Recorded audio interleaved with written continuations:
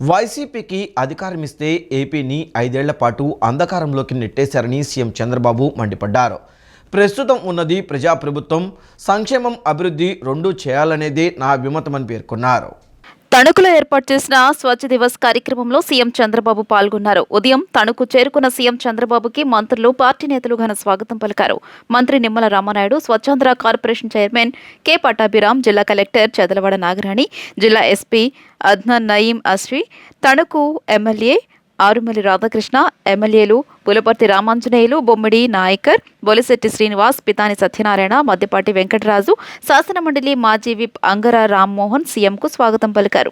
అనంతరం తణుకు జెడ్పీ బాలుర హైస్కూల్లో ఏర్పాటు చేసిన ప్రజావేదిక కార్యక్రమంలో పాల్గొన్నారు. స్వర్ణాంధ్ర, స్వచ్ఛాంధ్ర కార్యక్రమంపై ఏర్పాటు చేసిన ఫోటో ఎగ్జిబిషన్ను తిలకించారు. పర్యావరణాన్ని హితం చేసే డిస్పోజబుల్ వస్తువుల ప్రదర్శనను కూడా తిలకించారు. అలాగే ప్రజావేదికపై నుంచి స్వచ్ఛాంధ్రపై విద్యార్థుల గీతాలాపన అందరినీ ఆకట్టుకుంది. రాష్ట్రంలో ఉత్తమ పారిశుద్ధ్య కార్యక్రమాలు నిర్వహించిన పలువురిని సీఎం సత్కరించి మెమోంటోలు బహుకరించారు. ప్రజావేదిక వద్ద ప్రజలతో సీఎం ముఖాముఖి నిర్వహించారు. ప్రజలు అడిగిన ప్రశ్నలకు చంద్రబాబు సమాధానమిస్తూ, ఏళ్లుగా అసెంబ్లీకి వెళ్తున్నాను, 10 ఏళ్లు ప్రతిపక్ష నేతగా పనిచేశాను. నా జీవితమంతా అలుపెరగని పోరాటం, నా చివరి రక్తపు బొట్టు వరకు మీకు సేవ చేయాలనేదే నా సంకల్పమని చంద్రబాబు స్పష్టం చేశారు. ఇప్పటి వరకు ఎంత పనిచేశానో రాబోయే 5-10 ఏళ్లలో అంతకంటే రెట్టింపుగా పనిచేస్తానన్నారు. ఒక విషయం అందరం కూడా గుర్తుపెట్టుకోవాల్సిన అవసరం ఉంది. ఇంత మునుపు ఎవరైనా సరే ముఖ్యమంత్రి వచ్చాడా, ఈ మరి మీటింగ్ పెట్టాడా? జరిగాయి ఆ మీటింగ్లు? ఎప్పుడన్నా మైక్ ఇచ్చారా? ఎప్పుడన్నా తణుకే గారు ఎక్కడికైనా వచ్చాడా? వస్తే నేరుగా పరదాలు కట్టుకొని వచ్చేవాళ్ళు. విమానంలో వస్తే చెట్లను నరుక్కుంటా వచ్చేవాళ్ళు. ఎవరికి మైక్ ఇచ్చేవాళ్ళు కాదు. మీరెక్కడో కూర్చుంటే వాళ్ళు ఎక్కడో కూర్చునేవాళ్ళు, ఆకాశంలో ఉండేవాళ్ళు. ఇది ప్రజా ప్రభుత్వం. ప్రజలు ఏమి చెప్పినా విని పరిపాలనలో సంస్కరణలు తేవాలని ఏకైక ధ్యేయంతోనే ఈ రోజు నేను మీ ముందుకు వచ్చానని చెప్పి కూడా నేను మీకు తెలియజేస్తున్నా. రోడ్లపై చెత్తను తొలగించడం మన అందరి బాధ్యత. ఈ పనిలో అందరం భాగస్వాములు కావాలని రాష్ట్ర ఐటీ శాఖ మంత్రి నారా లోకేష్ పిలుపునిచ్చారు. సిఎస్ఆర్ ఫ్రెండ్స్ ద్వారా మంగళగిరి, తాడేపల్లి నగరపాలక పరిధిలో పలు అభివృద్ధి కార్యక్రమాలకు తోడ్పాటును అందిస్తామన్నారు. గుంటూరు జిల్లా మంగళగిరి నగరపాలక సంస్థలో స్వర్ణాంధ్ర, స్వచ్ఛాంధ్రలో భాగంగా స్వచ్ఛ మంగళగిరి గోడ పత్రికను మంత్రి లోకేష్ ఆవిష్కరించారు. కార్యక్రమంలో మున్సిపల్ కార్పొరేషన్ అధికారులు, వివిధ పాఠశాల, కళాశాల విద్యార్థులు పాల్గొన్నారు. మంగళగిరిని స్వచ్ఛ మంగళగిరిగా రూపుదిద్దుతామని అధికారులతో, విద్యార్థులతో మంత్రి నారా లోకేష్ ప్రమాణం చేయించారు. పట్టణంలోని డ్వాక్రా మహిళలు ఏర్పాటు చేసిన పలు స్టాల్స్ ను లోకేష్ పరిశీలించారు. ప్లాస్టిక్ వాడకాన్ని తగ్గించాలంటూ మంగళగిరి నియోజకవర్గ ప్రజలకు పిలుపునిచ్చారు. రోడ్లపై చెత్తను తొలగించడం మన అందరి బాధ్యత. ఈ పనిలో అందరం భాగస్వాములు కావాలన్నారు. డ్రైనేజీ కాలువల్లో చెత్త పడవేయకుండా చూసుకునే బాధ్యత ప్రజలందరిపై ఉందన్నారు. రాబోయే 18 నెలలు భూగర్భ డ్రైనేజీ, వాటర్, ఎలక్ట్రిక్, గ్యాస్ ను అందిస్తామన్నారు. సిఎస్ఆర్ ఫ్రెండ్స్ ద్వారా మంగళగిరి, తాడేపల్లి నగరపాలక పరిధిలో పలు అభివృద్ధి కార్యక్రమాలకు తోడ్పాటును అందిస్తామన్నారు. మంగళగిరిలో యుద్ధ ప్రాతిపదికన పనులను ప్రారంభిస్తామని మంత్రి నారా లోకేష్ స్పష్టం చేశారు.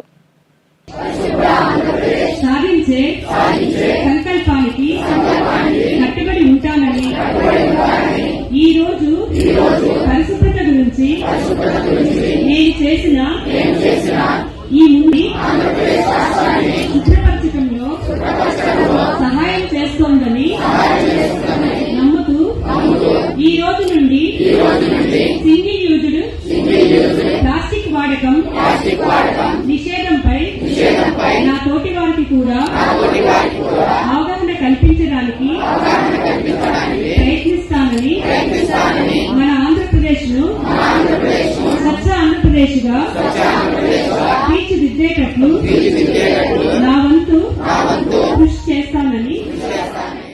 ముస్లిం సామాజిక వర్గానికి ఏ సమస్య వచ్చినా ముఖ్యమంత్రి చంద్రబాబు నాయుడు అండగా ఉంటారని విజయవాడ ఎంపీ కేశినేని శివనాథ్ అన్నారు. విజయవాడ తూర్పు నియోజకవర్గంలో ఏ సమస్య ఉన్నా ఎమ్మెల్యే గద్దె రామ్మోహన్ ఎంపీగా తాను మీ ముందు ఉంటానన్నారు. ముస్లిం సోదరుల్లో, యువకుల్లో చక్కటి వాతావరణంలో మంచి ఉద్యోగాలు, కొత్త పరిశ్రమలు ఏర్పాటు చేసేలా తోడ్పాటును అందిస్తామన్నారు. విజయవాడ ఆటోనగర్ ఏపీఐఐసి కాలనీలోని మస్జిదే కౌసర్లో శుక్రవారం సాయంత్రం నిర్వహించిన ఇఫ్తార్ విందులో విజయవాడ ఎంపీ కేశినేని శివనాథ్ పాల్గొన్నారు. ముస్లిం సోదరులతో కలిసి ఖర్జూర పండ్లు తిని గంజి తాగారు. మసీద్ కమిటీ అధ్యక్షులు షాబాస్, సెక్రటరీ అబ్దుల్ కలాం, కోశాధికారి Habibullah Khan Khalid, Vijayawada urban minority cell మాజీ అధ్యక్షుడు ఎండి ఇర్ఫాన్లతో పాటు మసీద్ కమిటీ పెద్దలు ముస్లిం మత సంప్రదాయ పద్ధతిలో ఎంపీ కేశినేని శివనాథ్ను సత్కరించారు. ఈ సందర్భంగా ఎంపీ కేశినేని శివనాథ్కు మసీద్ కమిటీ నాయకులు మసీద్ నిర్మాణ విషయంలో గత ప్రభుత్వం వల్ల ఎదుర్కొంటున్న సమస్యలు వివరించారు. అలాగే మసీద్ నిర్మాణ విషయంలో రాష్ట్ర ప్రభుత్వం ఆర్థిక సహాయం అందించేలా చూడాలని కోరుతూ వినతి పత్రం అందజేశారు.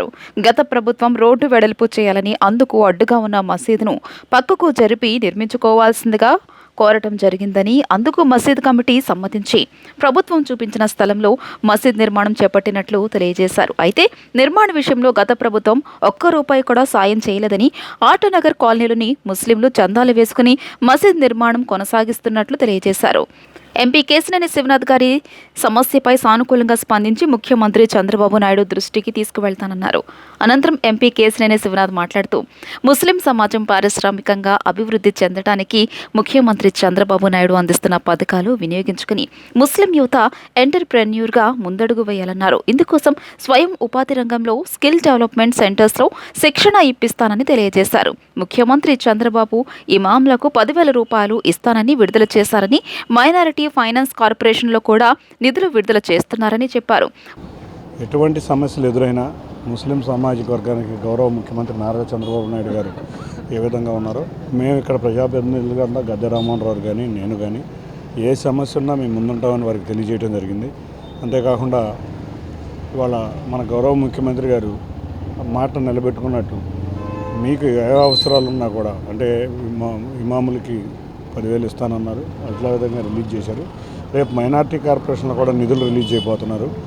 ఇవన్నీ కూడా ముస్లిం సోదరుల్లో కానీ ముస్లిం యువకుల్లో కానీ ముందు చక్కటి వాతావరణంలో మంచి ఉద్యోగాలు, అంతేకాకుండా కొత్త కొత్త పరిశ్రమలు తెచ్చే విధంగా కృషి చేయడంలో మేము కూడా కృషి చేసి 4వ తారీఖు వరకు పార్లమెంటు సమావేశాలు ఉన్నాయి కాబట్టి అప్పటి వరకు నాకు కొద్దిగా వెసులుబాటు లేదు.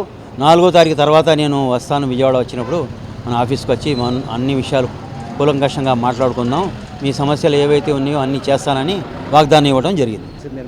నూతన మసీదు నిర్మాణానికి సాయశక్తుల అల్లా దయ వలన మా దాతల సహకారంతో ఇప్పటి వరకు చాలా వరకు జరిగింది.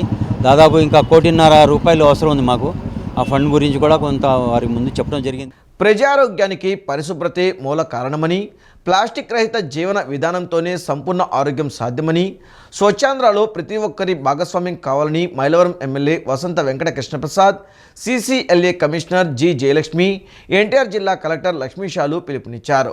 మానవ జీవనానికి ప్లాస్టిక్ వలన ఎంతో ముప్పు కలుగుతుందన్నారు. ముఖ్యంగా సింగిల్ యూజ్ ప్లాస్టిక్ను ఎవరూ వినియోగించవద్దన్నారు. ఎన్టీఆర్ జిల్లా ఇబ్రహీంపట్నం మండలం జూపూడి గ్రామంలో స్వచ్ఛాంధ్ర స్వచ్ఛ దివస్ కార్యక్రమాన్ని నిర్వహించారు. ఈ కార్యక్రమంలో CCLA commissioner G Jayalakshmi, NTR జిల్లా కలెక్టర్ జి లక్ష్మీషా గారితో పాటు మైలవరం శాసనసభ్యులు వసంత కృష్ణప్రసాద్ తదితరులు పాల్గొన్నారు. ముందుగా చెత్త నుంచి సంపద తయారీ కేంద్రాన్ని, అక్కడ వర్మి కంపోస్ట్ ఎరువును పరిశీలించారు. హరిత ఆంధ్రప్రదేశ్ నిర్మాణంలో భాగంగా మొక్కలను నాటారు. అనంతరం సింగిల్ యూజ్ ప్లాస్టిక్ వద్దు అనే నినాదంతో ర్యాలీ నిర్వహించారు. పర్యావరణ హితమే ప్రధాన లక్ష్యంగా ప్లాస్టిక్ ముప్పు నుండి సమాజానికి విముక్తి కల్పిద్దామన్నారు. మానవ జీవనానికి ప్లాస్టిక్ వలన ఎంతో ముప్పు కలుగుతుందన్నారు. ముఖ్యంగా సింగిల్ యూజ్ ప్లాస్టిక్ ను ఎవరూ వినియోగించవద్దన్నారు. ఇది 400 ఏళ్లకు భూమిలో కలుస్తుందన్నారు. ఇది కూడా మైక్రో ప్లాస్టిక్ గా మారి భూగర్భ జలాలను కలుషితం చేస్తున్నారు. ప్లాస్టిక్ క్యాన్సర్ కు కారకమన్నారు. నిత్య జీవితంలో మనమందరం జూట్ లేదా గుడ్డతో తయారు చేసిన సంచులు వినియోగించాలన్నారు. త్రాగునీటికి రాగి లేదా స్టీల్ బాటిళ్లను వినియోగించాలని, హోటళ్లలో గాజు, స్టీలు పాత్రలని వినియోగించినట్లయితే ప్లాస్టిక్ కొంతమేరకు నివారించేందుకు అవకాశం ఉందన్నారు.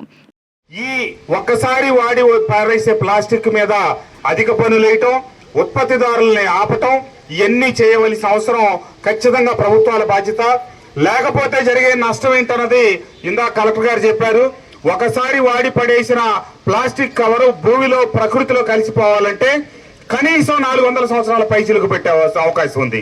అదే ఒక పేపర్లో కనుక మనం అదే ఆ రవ్వో లేకపోతే బెల్లమో లేకపోతే చింతపండు, ఉప్పు, పప్పు తీసుకొస్తే అది మనం భూమిలో వేస్తే కేవలం ఒక 4 రోజులు అయ్యేటప్పటికి భూమిలో మట్టిలో కలిసిపోయి మట్టిగా అవుతుంది తప్పితే కాలుష్యం కాదు. మరి ఈ ప్లాస్టిక్ భూమిలోకి వెళ్తే ఏమవుతుంది? అది 400 సంవత్సరాల పాటు అట్లాగే ఉండి మనం భూగర్భ జలాలనేవి కింద ప్రవహిస్తూ ఉంటాయి.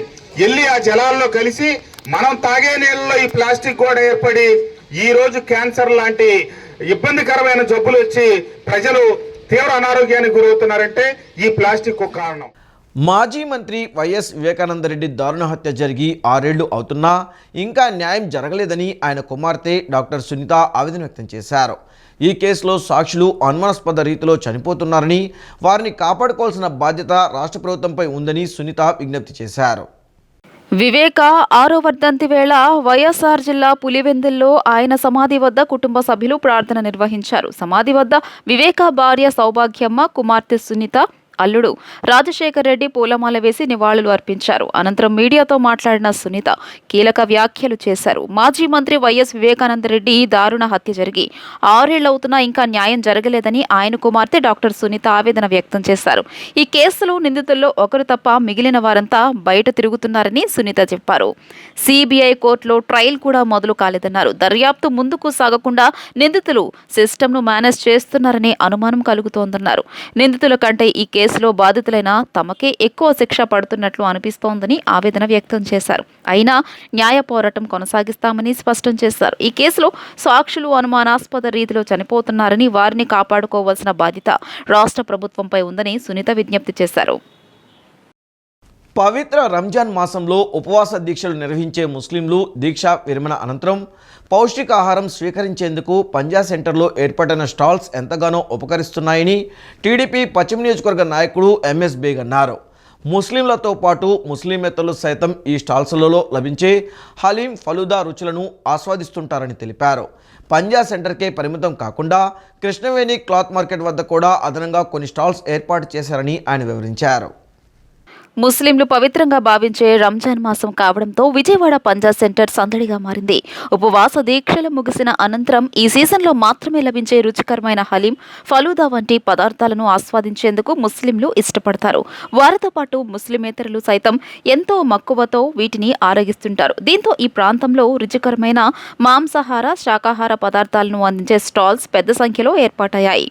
కృష్ణవేణి క్లాత్ మార్కెట్ సమీపంలో ఏర్పాటైన స్టాల్స్ను టీడీపీ నాయకుడు ఎంఎస్ బేగ్ సందర్శించారు.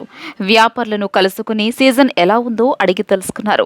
నూతనంగా ఏర్పాటైన ఖలీల్ బాయ్ ఫలూదా సెంటర్ను ప్రారంభించారు. ఈ సందర్భంగా ఆయన మాట్లాడుతూ రంజాన్ పండుగ మత సామరస్యానికి ప్రతీక అని అన్నారు. రంజాన్ సీజన్లో మాత్రమే లభించే హలీం రుచులను ఆస్వాదించాలని కోరారు. ఈ కార్యక్రమంలో ఖలీల్, అజ్గర్ తదితరులు పాల్గొన్నారు. ఖలీల్ భాయ్ స్టాల్ ఓపెనింగ్కి మన ఖలీల్ భాయ్ అలాగే మన మిత్రులు సోదరులందరూ కూడా వచ్చి ఈ యొక్క స్టాల్ని ఓపెనింగ్ చేయడం అనేది చేశాం. తప్పనిసరిగా నేను ఒకటే చెప్తా ఉన్నా, ఈ సాంప్రదాయాన్ని మనం అందరూ కలిసి ముందుకు తీసుకెళ్దాం. కులమతాలకు అతీతంగా మనమందరూ కూడా ఈ యొక్క మంచి మాసంలో ఉన్న ఒక మంచి గొప్పతనాన్ని కూడా మనం అందరం కూడా మీ ద్వారా ఈ యొక్క స్టాల్స్ వాళ్ళందరూ కూడా మీరు వచ్చి సేవించి ప్రోత్సహించి ఇంకా మరెన్నో అవకాశాలు భవిష్యత్తులో మేము మీ అందరి దగ్గర కూడా తీసుకొస్తామని చెప్పి తెలియజేసుకుంటూ, నాకు ఈ యొక్క స్టాల్స్ వాళ్ళందరూ కూడా మంచి చేయాలని, మంచి డెలిషియస్ ఫుడ్ కూడా అందజేయాలని చెప్పి మనస్ఫూర్తిగా వాళ్ళందరూ కూడా ఎంకరేజ్ చేస్తూ, మరి వీళ్ళందరూ కూడా భవిష్యత్తులో కూడా ఇలాంటి కార్యక్రమాలు ఇంకా చేసి జనాల హృదయాలను కూడా ఆకట్టుకునే విధంగా జనసేన 12వ ఆవిర్భావ దినోత్సవ సభ విజయవంతంపై మెగాస్టార్ చిరంజీవి అభినందనలు తెలిపారు. జనసేన జయకేతన సభలో పవన్ కళ్యాణ్ ప్రసంగానికి మంత్రముగ్ధుడయ్యానన్నారు. సభకు వచ్చిన అశేష జనసంద్రం మాదిరిగానే తన మనసు ఉప్పొంగిందని ఎక్స్లో చిర్రు పోస్ట్ చేశారు. ప్రజల ఆకాంక్షలను నెరవేర్చే నాయకుడొచ్చాడన్న నమ్మకం మరింత బలపడిందని మెగాస్టార్ అన్నారు. ప్రజా సంక్షేమం కోసం పవన్ జైత్రయాత్ర నిర్విఘ్నంగా కొనసాగించాలని ఆశీర్వదించారు. జన సైనికులందరికీ హృదయపూర్వక శుభాకాంక్షలని చిరంజీవి పోస్ట్ చేశారు. నెమలి శ్రీ వేణుగోపాలస్వామి తిరుకళ్యాణ మహోత్సవం శుక్రవారం రాత్రి అంగరంగ వైభవంగా జరిగింది. పెళ్లి కుమారుడైన వేణుగోపాలుడిని సాంప్రదాయబద్ధంగా గరుడ వాహనంపై ఉంచి మేళ తాళాలతో ఆలయ ప్రాంగణంలోని కళ్యాణ వేదికపైకి తోడుకొని వచ్చారు. పెళ్లి కుమార్తెలైన శ్రీదేవి, సత్యభామలను పల్లకిలో తీసుకువచ్చారు. వేలాది మంది భక్తుల సమక్షంలో స్వామివారి కళ్యాణాన్ని శాస్త్రోక్తంగా నిర్వహించారు.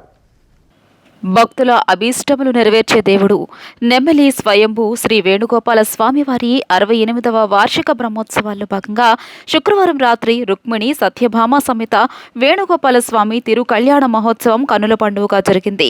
విజయవాడ ఎంపీ కేశినేని శివనాథ్, కేశినేని జానకి లక్ష్మీ దంపతులు కళ్యాణ మహోత్సవంలో పాల్గొన్నారు.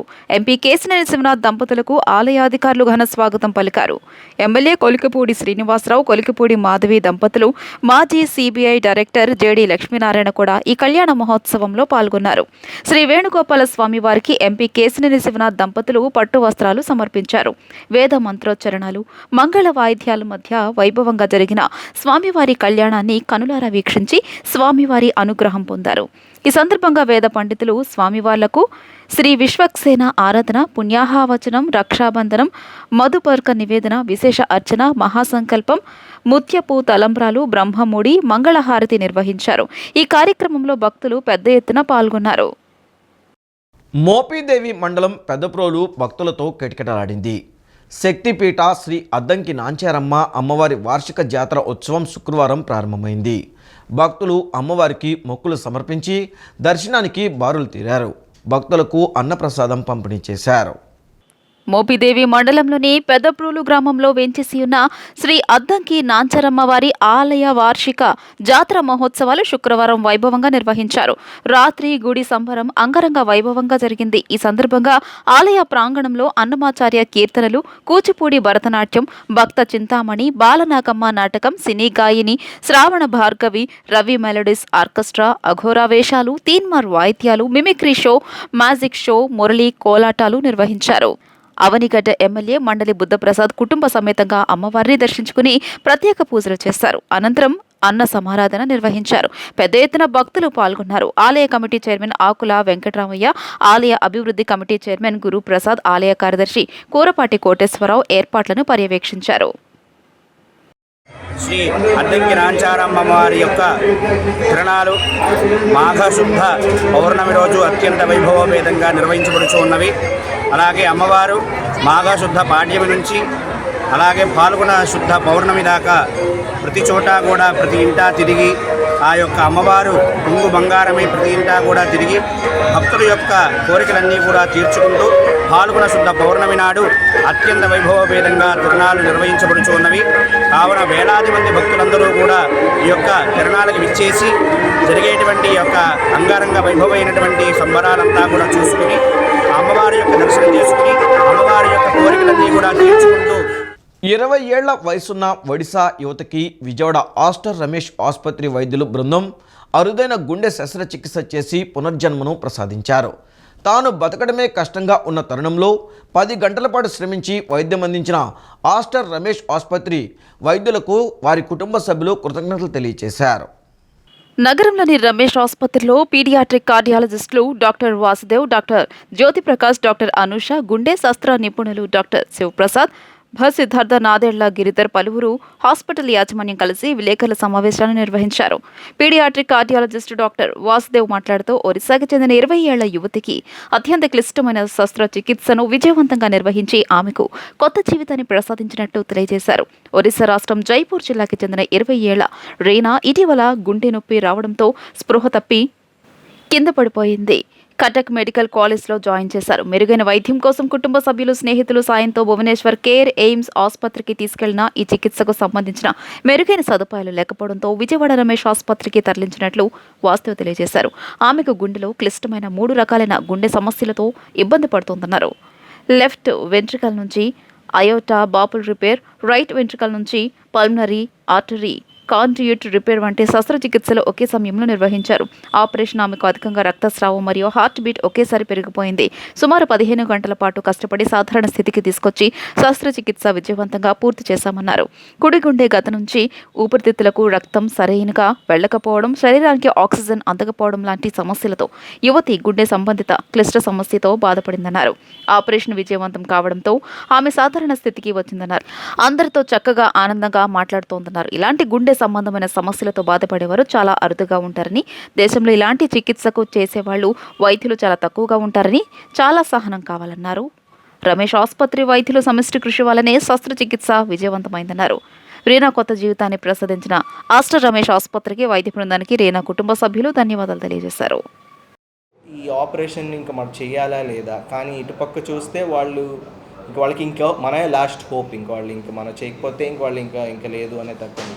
సో ఇంకా అప్పుడు చాలా మందికి డిస్కస్ చేసాము ఈ రిపోర్ట్స్ అన్నీ. ఆల్మోస్ట్ చాలా వాట్సాప్ ఫోరమ్స్లో పెడితే మాకు చాలా సజెషన్స్ వచ్చాయి. సో డిస్కస్ చేసి ఇంకెలాగైనా లెట్స్ గో అహెడ్, ఎలాగైనా ఇది ఆపరేట్ చేద్దాం. ఇప్పుడు మనం చేసి ఇఫ్ యూ కెన్ సక్సీడ్ ఆవిడకి మంచి లైఫ్, ఫ్యూచర్ హోప్ ఇవ్వచ్చు.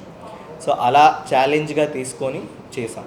సో హార్ట్ మోడల్ చేపిద్దాం అనుకున్నాం, ఎందుకంటే అది తెలుసుకోవడం కష్టం. సో సర్జన్ ఎలా అప్రోచ్ అవ్వాలి, ఎలా వెళ్తారు అని తెలియదు. సో మోడల్ కూడా చేపిద్దాం అని అనుకున్నాం, కానీ అది అవ్వలేదు. లేకపోతే మీకు హార్ట్ మోడల్ కూడా చూపించు.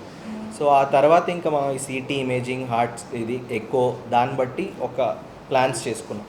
3 to 4 ఆప్షన్స్ పెట్టుకున్నాం. ఓకే, ఈ సర్జరీ చేద్దాం, ఇది అవ్వకపోతే ఇది అవ్వకపోతే ఇది అని. అలా 3-4 సర్జరీస్ మైండ్లో పెట్టుకొని ఆపరేషన్ థియేటర్లోకి వెళ్ళాం. సో ఆపరేషన్ థియేటర్లో వెళ్తే total surgery around 8 to 10 hours పట్టింది. అక్కడే అంటే ఇలాంటి పేషెంట్స్ మనం ఓల్డ్ వయసు అయ్యేసరికి హార్ట్ ప్రాబ్లమ్స్, వాళ్ళ హార్ట్ కొంచెం వీక్ అయిపోయింది. ఎందుకంటే ఇన్నేళ్లుగా అది లో ఆక్సిజన్ మీద డిపెండెంట్. రెండోది బ్లీడింగ్ అనేది చాలా ఎక్కువ, ఆల్రెడీ బ్లూ కాబట్టి చాలా ఎక్కువ బ్లీడింగ్ అయ్యే పాసిబిలిటీస్. తర్వాత హార్ట్ బ్లాక్ కానీ హార్ట్ అరిథ్మియా అంటాం, హార్ట్ బీట్ ఫాస్ట్ అయ్యేది. సో ఎందుకంటే మనం చేసే సర్జరీకి అది తట్టుకోవాలి హార్ట్. సో ఇవన్నీ చూసి ఆ తర్వాత ఇవన్నీ డిస్కస్ చేసి దీని పరంగా ఏమేం కావాలో అన్నీ ప్లాన్ చేసుకొని सर्जरी చేసాం. भुवनेश्वर के आर हॉस्पिटल में गया था, वहाँ से हम लोग का नंबर मिला यहाँ का, ठीक है, हॉस्पिटल का नंबर मिला। तो हम लोग इधर कांटेक्ट करके आया। अब कैसे आए थे? हाँ, वो बस में आए। बस में? बस यहाँ सब ठीक ठाक हुआ? आपको कैसे लग रहा है ट्रीटमेंट? अभी ऑपरेशन के पहले थोड़ा क्रिटिकल लग रहा था, अभी ऑपरेशन हो गया तो अच्छा लग रहा है। पेशेंट खाना खा रहा है, वो घूमते रहता है, थोड़ा बहुत बातचीत करता है। पहले से कुछ फर्क दिख रहा है? अभी थोड़ा नॉर्मल लग रहा है। अभी नॉर्मल है, बहुत नॉर्मल। तो आप हॉस्पिटल के लिए कुछ बोलना चाहते हैं? नहीं, मेरे लिए तो फैसिलिटी अच्छा, बहुत अच्छा है। यहाँ खाना पीना सब ठीक हुआ? सब कुछ अच्छा है। डॉक्टर्स का ट्रीटमेंट कैसे लगा आपको? बहुत अच्छा लगा, बहुत अच्छा। बहुत अच्छा। और सरकार जो ये सब फ्री में करवाए थे? हाँ, सरकार के लिए कुछ बोलना चाहते हो? सरकार की तो मैं बहुत जितना बोले तो उतना ही कम पड़ जाएगा, लेकिन फिर भी बोलता हूँ। ఈ వార్తలు ఇంతటితో సమాప్తం. నమస్కారం.